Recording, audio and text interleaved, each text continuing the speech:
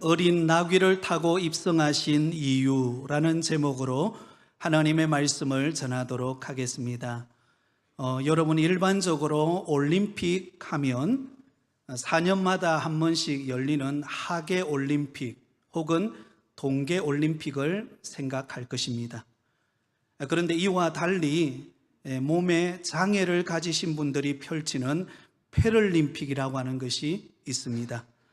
일반 올림픽이 끝나자마자 바로 이어서 실시되는 장애인 올림픽을 말합니다. 2018년 평창 동계 올림픽이 끝나고 난 바로 이어서 평창 동계 패럴림픽이 열렸습니다. 이때 이 패럴림픽 사상 우리나라가 처음으로 금메달을 획득하게 되었고, 또 남자 아이스하키는 값진 동메달을 획득하는 결과를 거두었습니다. 특히 크로스컨트리 스키 남자 7.5km에 금메달을 획득한 사람이 있었는데, 그의 이름이 신의현 선수라고 하는 사람입니다. 여러분에게 보여드리겠습니다. 신의현 선수. 그는 2006년 2월 대학을 졸업하고 하기 하루 전날 불행하게도 1.5톤의 트럭에 치여서 의식을 잃게 되었습니다. 급히 병원으로 실려가게 되었는데, 의사의 진단은 두 다리를 절단해야만 살 수 있다라는 진단을 내렸습니다. 청천벽력과 같은 이야기였죠. 그래서 의식을 잃고 있었기 때문에 어머니가 대신 눈물을 머금고 하지 절단 동의서를 작성해서 수술을 하게 되었습니다. 그리고는 기적적으로 의식을 찾게 되었는데, 여러분 생각해 보세요. 눈을 딱 떴는데 두 다리가 없는 거예요. 그러니 얼마나 절망적이었겠습니까? 그래서 그는 한탄하면서 자신을 왜 살렸냐고, 차라리 그냥 죽게 내버려 두지 왜 살렸냐고, 그리고는 가족들을 원망하고 3년간 동안 우울증에 시달리게 됩니다. 여러분 생각해 보세요. 20대 중반 청년인데 감당하기 어려운 그런 현실 앞에 놓였을 때 여러분 절망하지 않겠습니까? 그럼에도 불구하고 가족들은 끊임없이 그 아들을 사랑하고 힘을 불어넣어 주게 되었고, 결국은 그는 장애인 아이스하키부터 시작해서 사이클까지 다양한 운동을 섭렵하면서 삶의 의지를 갖게 되었습니다. 그리고는 옆에 있던 어머니는 늘상 이렇게 말했습니다. 비록 다리가 없지만 그러나 행복할 수 있단다. 그리고는 아들을 뒷바라지 해준 결과 그는 2015년 민간기업 최초의 장애인 실업팀인 창성건설 노르딕 스키팀에 합류하게 됩니다. 그리고 피나는 노력 끝에 바로 2018년 평창 패럴림픽에서 그는 금메달과 동메달을 따는 쾌거를 거두게 됩니다. 그가 금메달을 목에 걸고 그가 기자들에게 인터뷰를 하게 되었을 때 그는 이런 말을 했습니다. 어머니를 웃게 해드려서 기쁩니다. 돌아가실 때 눈 못 감고 갈까봐 결혼도 하고 또 열심히 하는 모습을 보여드리려고, 또 효자가 되려고 그렇게 노력했습니다. 어머니를 사랑합니다. 눈시울을 붉히며 그렇게 고백했습니다. 여러분, 그런 모습을 지켜보던 수많은 사람들이 왜 감동을 얻게 되었을까요? 자신에게 찾아온 그 험난한 불행과 고난을 극복하고 일구어낸 값진 메달이었기 때문입니다. 고난 이후에 진정한 영광이 있음을 그의 모습을 통하여 우리에게 보여준 것입니다. 예수님의 십자가의 죽음의 사건은 고난 이후에 주시는 영광임을 우리에게 보여주는 사건인 줄 믿습니다. 오늘은 교회력으로 볼 때에 종려주일이라 그렇게 부릅니다. 부활주일을 한 주 앞두고 지키는 주일입니다. 종려주일이라고 부르는 이유는 무엇인가 하면, 오늘 우리가 읽은 본문의 말씀처럼 예수님께서 어린 나귀를 타시고 예루살렘으로 입성하실 때 수많은 유대인들이 종려나무 가지를 흔들면서 호산나 찬송하리로다 주의 이름으로 오시는 이여 라고 하면서 환호하며 영접한 것을 기념해서 지키는 절기가 종려주일입니다. 그리고 무엇보다도 이 종려주일로부터 시작해서 부활절이 있기까지 한 주간을 일컬어서 우리는 고난주간이다 그렇게 부릅니다. 예수님이 우리를 구원하시기 위해 친히 고난받으시고 십자가에 죽으신 그 사건을 묵상하고 예수님의 십자가를 바라보는 시간, 그 시간이 고난주간이죠. 그래서 저는 오늘 이 시간 종려주일을 맞이하고 또 이번 한 주간 고난주간을 우리가 보내면서 오늘 주시는 이 말씀, 어린 나귀를 타고 예루살렘으로 입성하시는 예수님의 의도하심, 목적이 무엇인가를 함께 살펴보면서 한 주간 예수님의 십자가를 바라보는 은혜의 시간이 되기를 원합니다. 자, 먼저 예수님께서 예루살렘으로 입성하실 때 그가 취한 행동은 굉장히 의외의 행동의 모습을 우리에게 보여주고 있습니다. 1절 말씀에 보면 예수님과 그를 따르는 제자들이 예루살렘에 가까이 오게 되었습니다. 그리고는 감람산 벳바게와 베다니에 이르게 되었던 것을 알 수가 있죠. 여러분, 이 벳바게에서 목적지인 예루살렘까지의 거리는 줄 잡아서 약 한 10리, 약 한 4km 정도밖에 되지 않는 아주 가까운 거리입니다. 자, 그곳에 다다랐을 때 예수님께서 두 제자를 보내면서 한 가지를 준비시킵니다. 무엇을 준비시킬까요? 2절과 3절입니다.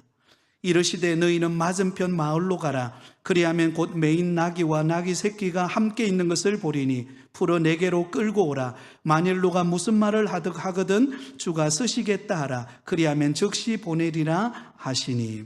자, 예수님께서 예루살렘 입성을 앞두고 먼저 준비하는 것이 있습니다. 그것은 다름이 아니라 아직 아무도 타보지 않은 어린 나귀의 새끼를 준비하는 것입니다.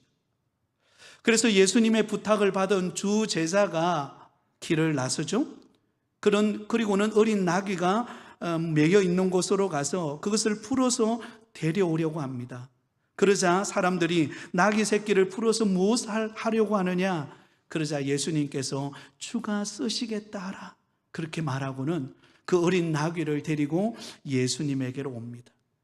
그러자 예수님의 제자들은 겉옷을 벗어서 그 어린 나귀에 올려놓고 예수님이 그 위에 타시고 제자들과 함께 예루살렘으로 입성하게 됩니다. 여러분, 여기서 우리는 궁금한 게 있습니다. 의문이 드는 것이 한 가지가 있습니다.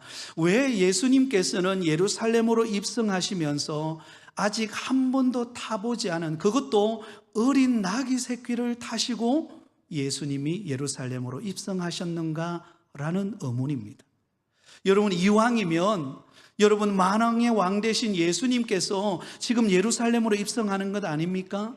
그렇다면 예수님이 좀 폼나게 황금 마차를 타고 들어가신다거나 아니면 북한의 김정은이 타는 백마를 타고, 그죠? 폼나게 그렇게 예루살렘으로 입성하면 얼마나 휘황찬란한 인기를 얻으면서 환호를 받으면서 그렇게 예루살렘으로 입성하지 않겠습니까?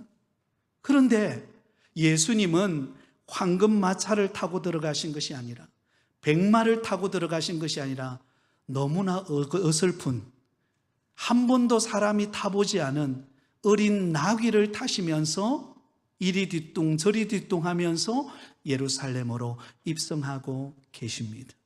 그러면 여러분, 예수님께서 어린 나귀를 타시고 예루살렘으로 입성하신 이유가 무엇일까요? 그 첫 번째 이유는 바로 구약에 예언된 말씀을 성취하기 위함입니다. 한번 따라해 볼까요? 구약에 예언된 말씀을 성취하기 위함입니다. 자, 여러분, 오늘 본문에 등장하는 이 어린 나귀를 타고 들어가시는 이 이야기는 예수님께서 적극적으로 만들어낸 이벤트가 아니에요. 예루살렘에 모여있는 수많은 사람들에게 깜짝 놀라게 하기 위한 깜짝 쇼가 아니었습니다. 어린 나귀를 타시고 예루살렘으로 입성하시는 이 장면은 이미 구약시대 스가랴 선지자를 통하여 예언하셨던 그 예언의 말씀이 그대로 성취되어지는 사건이 어린 나귀를 타고 예루살렘으로 입성하는 장면입니다. 오늘 본문 4절에 보면 이렇게 기록되어 있죠. 이는 선지자를 통하여 하신 말씀을 이루려 하심이라 일렀으되. 이미 구약시대 선지자, 여러분 바로 스가랴 선지자를 통하여서 예언하셨던 그 말씀대로 예수님이 지금 그 약속을 이루고 계신 것입니다. 스가랴서 9장 9절에 이렇게 예언되어 있습니다. 우리 같이 읽습니다. 시온에 따라 크게 기뻐할지어다. 예루살렘에 따라 즐거이 부를지어다. 보라, 내 왕이 내게 임하시나니 그는 공의로우시며 구원을 베푸시며 겸손하여서 나귀를 타시나니 나귀의 작은 것 곧 나귀 새끼니라. 자, 여러분 여기 보면 구약시대 때 스가랴 선지자를 통하여 예언하신 말씀입니다. 장차 인류를 구원하실 구원자이신 예수님, 공의로우신 한 왕이 예루살렘으로 들어가시게 될 터인데, 그 예루살렘으로 들어갈 때 어떻게 들어가는가? 황금마차가 아니라, 백마를 타고 들어가는 것이 아니라 바로 너무나도 여리고도 여린 어린 나귀를 타시고 그 예루살렘으로 입성하실 것을 예언하고 있습니다. 그 스가랴 선지자의 예언대로 예수님께서 바로 오늘 예루살렘으로 입성하고 계시는 모습을 보여줍니다. 하나님께서 구약 선지자를 통하여 예언하셨던 그 말씀을 그대로 성취하고 계시는 것을 볼 수가 있습니다. 사랑하는 성도 여러분, 우리 예수님은 이 땅에 오셔서 공생의 사역을 감당하시고 그리고 마지막 고난과 죽음의 그 십자가를 지시기까지 그 모든 구속 사역을 이루는 순간순간마다 우리 예수님은 자신의 임의대로 행한 것이 아니라 즉흥적으로 일을 행하신 것이 아니라 인간의 욕망대로 행한 것이 아니라 구약에 예언되어진 그 말씀대로 성취하신 우리 예수님의 구속 사역인 줄 믿습니다. 예수님의 탄생도 그러하고 예수님의 공생의 사역도 그러하고 예수님의 고난받으시고 죽으심의 사건, 심지어 예수님의 부활의 사건도 이미 구약 성경에 예언되어진 대로 그대로 성취하시는 사건이라는 것입니다. 그래서 여러분, 구속사역의 관점으로 볼 때에 구약과 신약의 전체는 인류를 구원하시기 위해 오신 예수 그리스도에 관한 예언의 말씀으로 가득 담겨져 있습니다. 구약 성경은 장차 오실 메시아 예수 그리스도에 관한 기록이 기록되어 있습니다. 그리고 신약 성경은 예언하신 대로 이 땅에 오신 예수 그리스도, 그리고 장차 재림하실 예수 그리스도에 관한 기록으로 엮어져 있습니다. 그러므로 우리는 이 성경의 말씀, 예언의 말씀을 우리가 믿고 순종하며 따를 때 우리가 기억해야 될 것은 하나님이 말씀하시면 그 말씀대로 성취되어진다라는 사실입니다. 여러분, 우리가 믿고 섬기는 하나님은 언약에 신실하신 하나님이신 줄 믿습니다. 하나님은 약속하신 것은 그 약속하신 대로 반드시 이루시는 언약에 신실하신 하나님이십니다. 여러분, 일반적으로 대부분 사람들은 세상을 살아가면서 무엇을 믿고 살아갈까요? 이 땅을 살아가는 모든 사람들을 가만히 지켜보면요, 대부분 자신이 믿는 신념들이 있습니다. 그것은 자신의 경험을 믿습니다. 어떤 사람은 자신의 지식을 믿고 어떤 사람은 자신에게 지금 현재 처해져 있는 환경을 믿습니다. 그런데 우리가 분명히 알아야 될 사실은 우리의 경험과 지식과 우리에게 지금 처해져 있는 그 환경은 여러분 한계가 있고 또한 수시로 변한다는 것입니다. 여러분, 수시로 변해요. 여러분, 시대가 얼마나 빠른지 모릅니다. 10년 전에 우리가 알고 있었던 지식, 그 경험으로 오늘 현실을 살아가기가 쉽지 않습니다. 여러분, 지금은요 AI 시대입니다. 그리고 최첨단 과학 시대를 우리는 살아가고 있습니다. 그러므로 환경도 빠르게 변하고 수시로 우리에게 처해져 있는 여러 가지 여건들이 달라지게 됩니다. 그런데 놀라운 사실은 우리에게 주어진 환경과 상황이 아무리 빨리 신속하게 변한다 할지라도 그 속에서도 변하지 않는 하나님의 말씀, 그 말씀, 근데 그 하나님의 말씀은 시대와 상황을 초월해서 그 하나님의 말씀은 그대로 성취되어진다라는 사실입니다. 여러분, 이게 신비입니다. 이 세상은 가변적이에요. 수시로 변합니다. 수시로 환경이 변해요. 그래서 여러분, 요즘에는요 그런 게 있더라고요. 저도 한 번은 만들어 봤는데요, 카톡에 배경 사진을 좀 바꿔봤는데요, 지금 여러분이 찍은 사진이 있죠, 그것을 만화로 바꿔달라 그러면 여러분 만화로 바꿔줘요. 근데 만화로 그냥 바꿔주는 게 아니고 바꿔주면서 밑에다가 좀 젊게 바꿔주세요. 그럼 젊게 바꿔줘요. 그리고 또 조금 날씬하게 바꿔주세요. 그러면 날씬해집니다. 제 카톡 배경 굉장히 날씬해져 있어요. 여러분, 그런 시대를 우리는 살고 있습니다. 그러다 보니까요 우리는 어때요? 이 가변적인 현실 속에서 수시로 변하고 바뀌는 현실을 살아가다 보니까 우리는 불안한 거예요. 왜? 너무나 빨리 변하니까요. 내가 10년 전에 알고 있던 지식, 경험, 그것 가지고 오늘 살아낼 수가 없기 때문에 그렇습니다. 그러나 여러분, 염려할 필요가 없는 것은 예수 그리스도를 믿고 믿음 안에 살아가는 저와 여러분에게는 영원히 변하지 않는 하나님의 약속의 말씀, 성경이 있는 줄 믿습니다. 근데 그 신비는, 그 말씀은 변하지 않는데 어떤 상황도 초월하여서 그 말씀은 그대로 성취되어진다라는 거예요. 그러므로 우리가 신뢰해야 될 대상은 나의 경험이나 지식이나 나의 환경이 아니에요. 변하지 않지만 그 약속 그대로 성취하시는 하나님의 말씀을 붙들 때 우리는 승리합니다. 사랑하는 성도 여러분, 그러므로 하나님의 말씀을 붙잡는 저와 여러분 되기를 바랍니다. 힘들수록, 어려울수록 하나님 말씀 앞으로 나아가시기 바랍니다.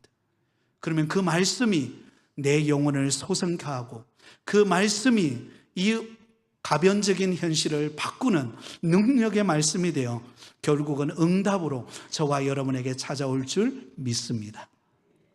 두 번째는, 여러분, 예수님께서 어린 나귀를 타고 예루살렘으로 입성하신 이유가 무엇일까요?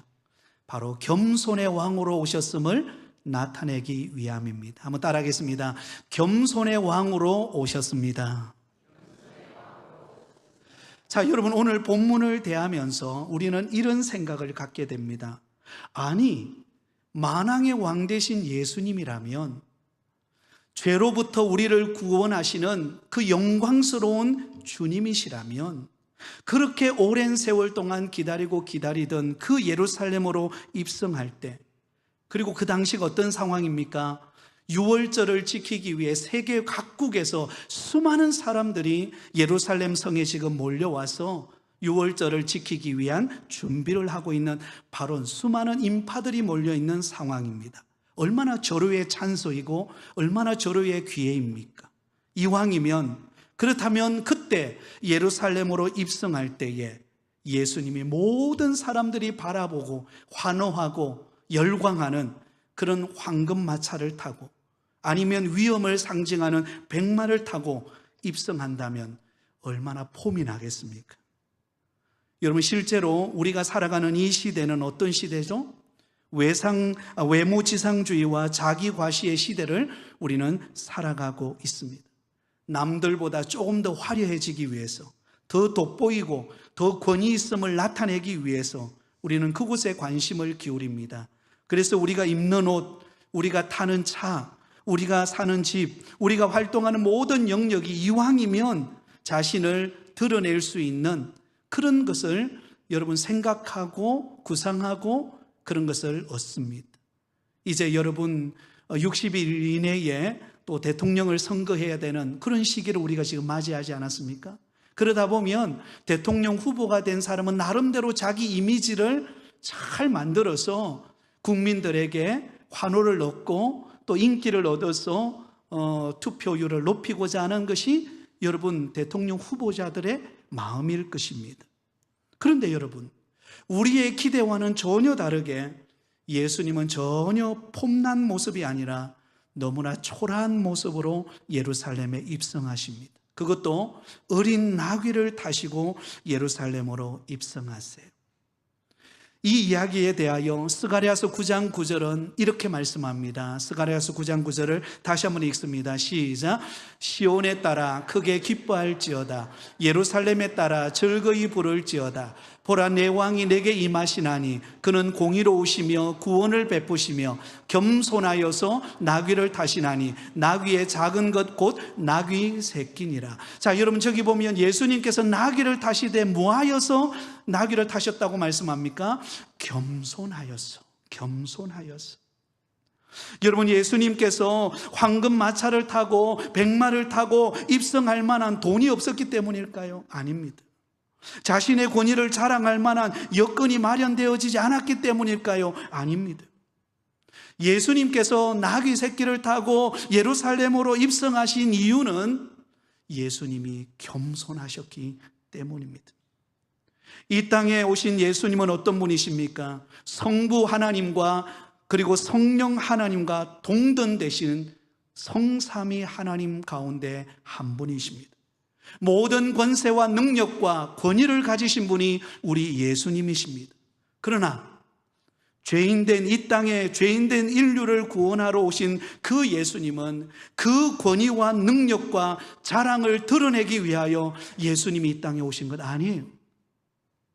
죄인 되어서 멸망의 길로 갈 수밖에 없는 우리를 구원하시기 위하여 친히 인간의 몸을 입고 낮고 낮은 말 구유 위에 누이시고, 그리고 그 죄인된 우리를 구원하시기 위하여 친히 자신의 몸과 살과 피를 다 내어주시기 위하여 겸손한 모습으로 예수님이 십자가의 고난을 짊어지시기 위하여 예수님이 지금 예루살렘 성으로 입성하고 계신다라는 것입니다. 예수님께서 겸손의 왕으로 오신 이유는 예수님이 이 땅에 인기와 명성과 부귀와 영화를 누리기 위함이 아니라 죄로 말미암아 영원한 형벌에 처한 인간을 구원하시기 위해 친히 고난받으시고 죽으시기 위하여 오셨기 때문입니다. 만약에 여러분 예수님이 겸손해지지 않으셨다면, 예수님이 내가 낸데 하고 여러분 이 땅에 오셔가지고는 여러분 예수님이 마음껏 권위를 휘두르고 인간적인 권력을 막 남용하고 만약에 그런다면 어떻게 죄인된 우리 인간을 구원하실 수 있겠습니까? 못 구원합니다. 그런데 여러분, 예수님은 낮아질 대로 낮아지시고 그 채찍에 맞으시고 고난받으시는 과정을 통하여 죄인된 우리를 구원하시기 위하여 예수님이 겸손해지셨습니다. 그리고는 십자가를 지시고 그 아래에서 수많은 사람들이 예수님을 조롱하고 멸시하고 침을 뱉고 창을 던지고 온갖 모함을 해도 예수님은 아무 말씀을 안 하세요. 왜? 예수님은 겸손하셨기 때문에. 그리고 예수님이 마지막 한마디 하시죠? 내가 다 이루었다. 사랑하는 성도 여러분, 예수님이 겸손의 왕으로 이 땅에 오셨기에 저와 여러분이 구원받은 줄 믿습니다. 예수님이 낮아지셨기 때문에 우리가 높아진 줄 믿습니다. 우리가 하나님의 자녀가 되고 구원받는 믿음의 백성이 된 거예요. 그러므로 겸손의 왕이 되신 그 예수 그리스도를 믿는 하나님의 택한 자녀인 우리는 어떤 모습으로 살아가야 하겠습니까? 우리 예수님의 모습을 본받아야 할 줄 믿습니다. 빌립보서 2장 5절에서 11절에 보면 이렇게 말씀합니다. 우리 같이 읽습니다.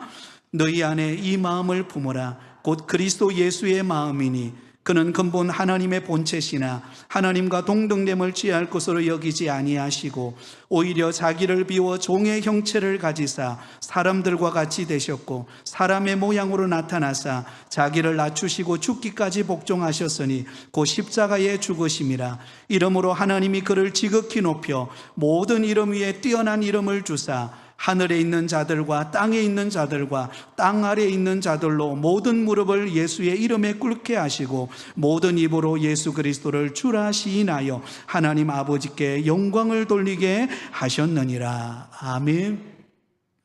우리 안에 예수님의 마음을 갖기를 원합니다. 그것은요, 예수님을 믿으면 믿을수록, 주님 앞에 헌신하면 헌신할수록 더 겸손해지는 것입니다. 여러분, 벼는 익을수록 어떻게 하죠? 고개를 숙인다는 말이 있습니다.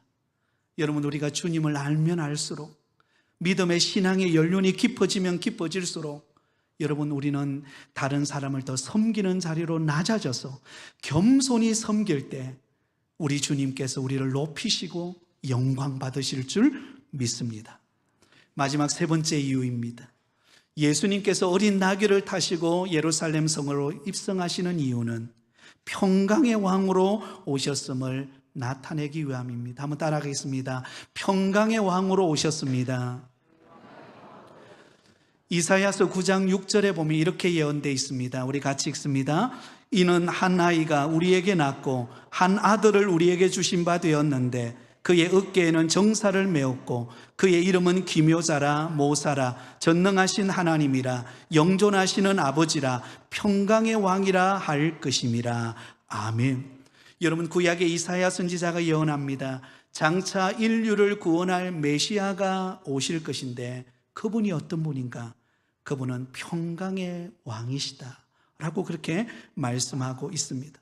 평강의 왕이라는 이 말씀, 평강, 평화 혹은 화평 같은 의미죠. 예수님께서 이 땅에 오셔서 하나님과 우리 인간 사이에 깨어진 그 관계를 연결주시는 평강의 왕이고, 또한 인간과 인간 사이 깨어져 있는 그 관계를 연결시켜 주시는 평화의 왕으로 예수님께서 이 땅에 오셨습니다. 그래서 예수님은 아직 아무도 타보지 않은 나귀 새끼를 타셨어요. 여러분, 이 나귀라고 하는 것은요, 평화와 순결을 상징하는 짐승입니다. 백마가 권위를 상징하는 짐승이라고 한다면 어린 나귀는 평화와 순결을 상징하고 있는 짐승입니다.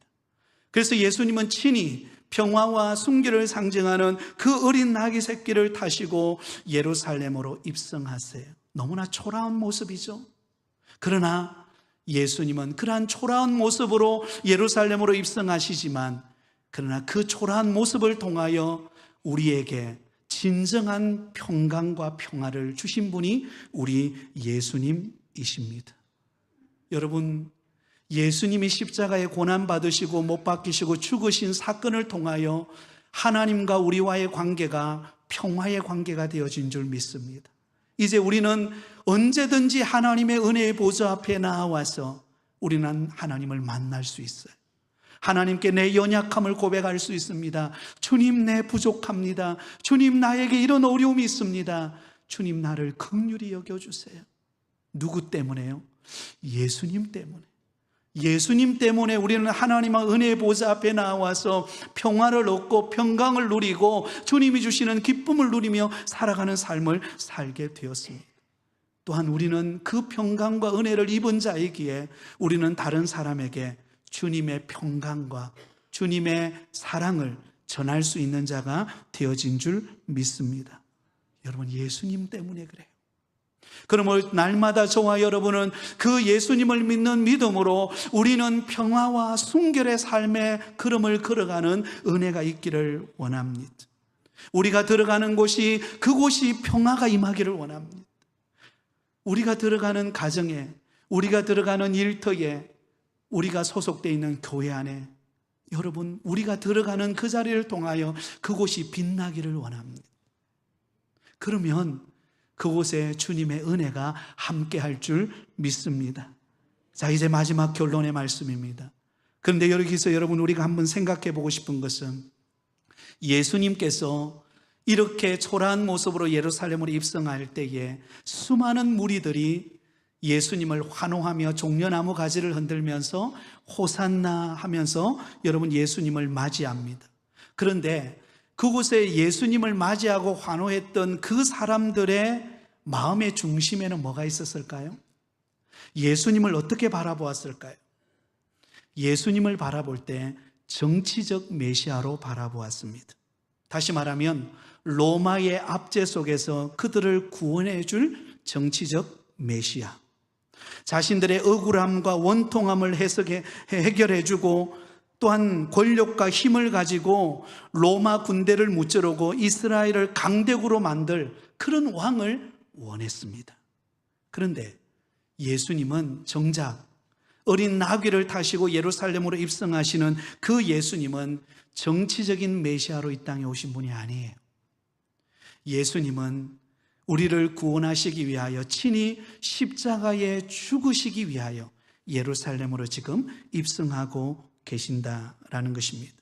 정치적인 메시아가 아니라 구원의 메시아가 되시기 위하여, 죄인된 우리를 구원하시기 위하여 친히 자신이 전부를 들여서 친히 살이 찢기시고 온몸에 피를 흘리시고 십자가에 못 박히신 그 희생과 그 고난을 통하여 우리에게 주시는 구원입니다. 이사야서 53장 4절에서 6절에 보면 이렇게 말씀합니다. 우리 마지막으로 같이 읽습니다. 시작. 그는 실로 우리의 질고를 지고 우리의 슬픔을 당하였거늘 우리는 생각하기를 그는 징벌을 받아 하나님께 맞으며 고난을 당한다 하였노라. 그가 찔림은 우리의 허물 때문이요 그가 상함은 우리의 죄악 때문이라. 그가 징계를 받음으로 우리는 평화를 누리고 그가 채찍에 맞음으로 우리는 나음을 받았도다. 우리는 다 양 같아서 그릇 행하여 각기 제 길로 갔거늘 여호와께서는 우리 모두의 죄악을 그에게 담당시키셨도다. 아멘. 여러분, 수많은 사람들이 환호했습니다.